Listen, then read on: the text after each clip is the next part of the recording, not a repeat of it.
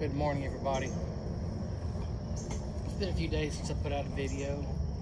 Been kind of busy. Family's been in town.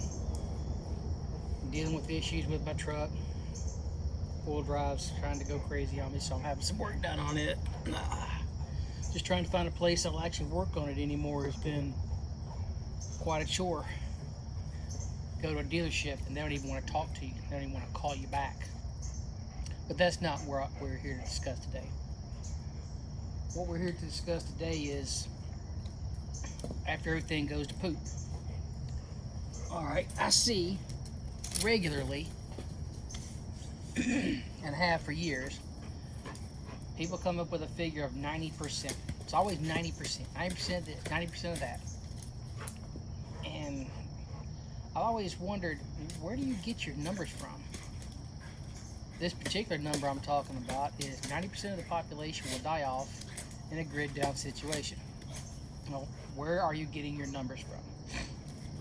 They're saying people will die from starvation. Well, not necessarily from starvation. It's going to be because you're getting sick because you're not getting the nutrients. That's more so where people are going to get sick from. People that can't get their medications that keep them alive, or if they have machines that keep them alive. There's still plenty of food out there, even in a grid down situation. There's going to be plenty of food. You are still going to be able to hunt and fish. However, don't tell me, because I already know, during the Great Depression, a lot of animals were on the verge of extinction. If not, some of them actually did go extinct because of overhunting, overfishing, overtrapping. I understand that, but you are still going to be able to do it. So anybody that does survive that first year, you're sitting pretty, because at that point is, in my opinion, once again, this is an opinion, this is not fact, this is not the ultimate of anything. We'll get into ultimate another time. You're already sitting pretty, so you need to be not just setting yourself up for getting through or surviving, coming out on the other side. I'll use this as a good example. Okay, well, let's say come February, everything went to pot. Well, February is when people start getting out, at least around here, tilling up their gardens, February, March, getting things ready to go.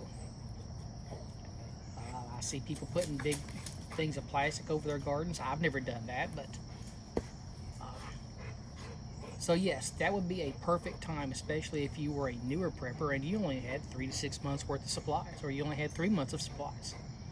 At that point in time, you're also still going to have, or most likely going to have, a working government to where you can go and get, stand in the food lines, soup kitchen, whatever you want to call it, and pick up some extra supplies to help get you through until you can start harvesting.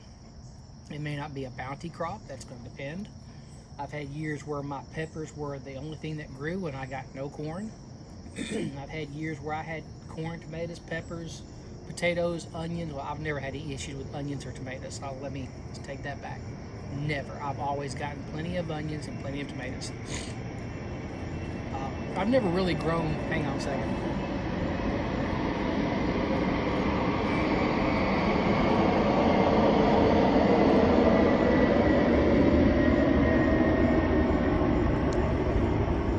Que caramba. I've never really grown a lot of potatoes. It is something that I really want to grow a lot more of, because many years, or not many years, for several years, that was actually just my meal.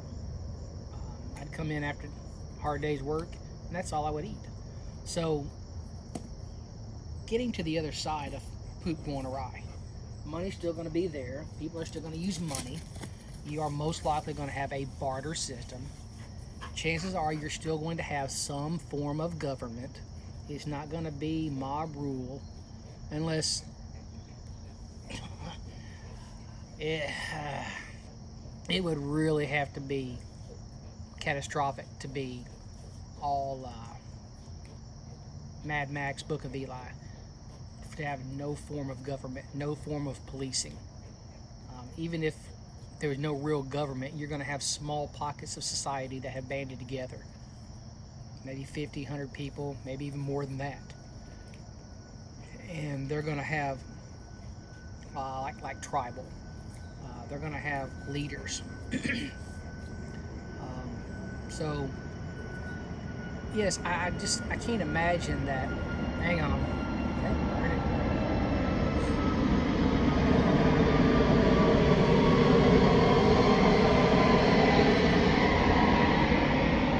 I can't imagine that out of how many people we have on this planet right now. For the life of me, I can't think of the number. But we'll just use America. We've got roughly 350 million people in America. I can't imagine that we're only going to have 40 million people left over. That's hard to believe. Once you hit 8, 9, 10 years old, your body can handle a whole lot more abuse than what. And even people up into their mid to late 60s, they may be losing something, but they're still going to have quite a bit, even in their 70s. They're going to be able to overcome a lot of things. So when somebody tells you that in a Carrington event or an EMP, 90% of the population is going to perish within the first year, I have a hard time believing that. I'm not saying it couldn't happen. And I just don't think it's going to be from lack of food. I think it's going to be from lack of nutrition. You can have food that's just not nutritious. I'll give you impossible meat, not nutritious. I was talking to somebody in a medical field the other day, and they were talking about they don't eat meat, but they'll eat the impossible meats. But they don't eat overly processed foods. I said, don't you think that the impossible food is extremely highly processed? They quit talking to me right after that. They didn't want to hear what I had to say because they knew I was right. So, anyways, you guys tell me what you think. Hope you enjoyed the video. I'll talk to you again later because if everything goes right later on today, I'm going to be shooting another video on smoking meat. My original video I shot on last week, the last portion of the video got corrupted and I wasn't going to show 3/4 of it and then not show you the end result. So if everything goes right, you'll see a tenderloin being smoked later on today. Have a good one, guys.